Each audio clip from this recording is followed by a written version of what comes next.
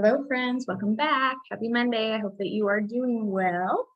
So, I am super excited to talk about meal planning today. Like, I know it's not a real sexy topic, but I think if you are able to implement it into your life, it could be a game changer for your family because I know that there is nothing worse than having dinner time roll around and you're like, oh, shucks, I totally forgot to plan my meal. And now we're going to have to either grab a pizza or go to the drive-through or do something really quick like scrambled eggs. And the family doesn't really like scrambled eggs all the time. So it can really be a game changer if you just put a little bit of thought and work in ahead of time. I'm going to share what works for me and my family, but of course you need to do what works best for you because we're all different and one size does not fit all. So what I have found works the best for us is on Friday afternoons before I pick the kids up, I will look at our calendar for the week.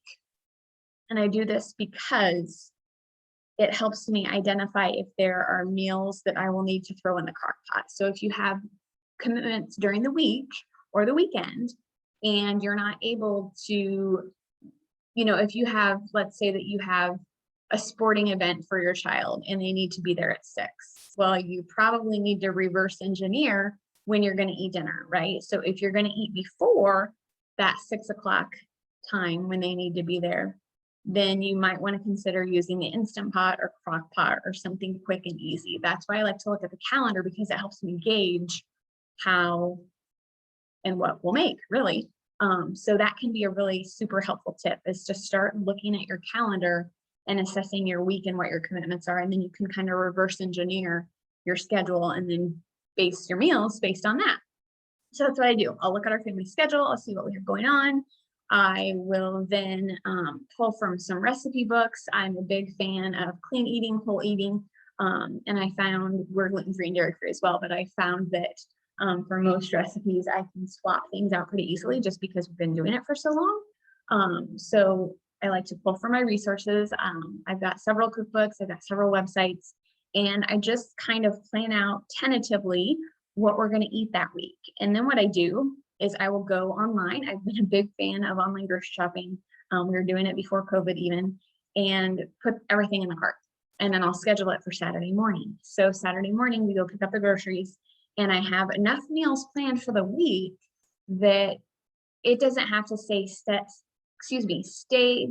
in stone, but you do have the ingredients that you need on hand and you have the flexibility to make those changes based on your schedule and what happens during the week. So that's kind of how we do it.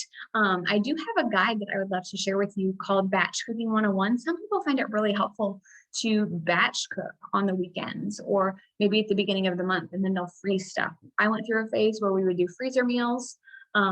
And that was great. It worked, but then I just got out of the habit. So I haven't done it in a while. So that might be something that would be helpful for you. So I'll put a resource to that Batch Cooking 101 below if that would be beneficial. But as always, if you need anything, let me know. Like if you need recipes, if you need meal suggestions, if you need the resources of websites that I use to get recipes, whatever, just ask. I'm here, always happy to help.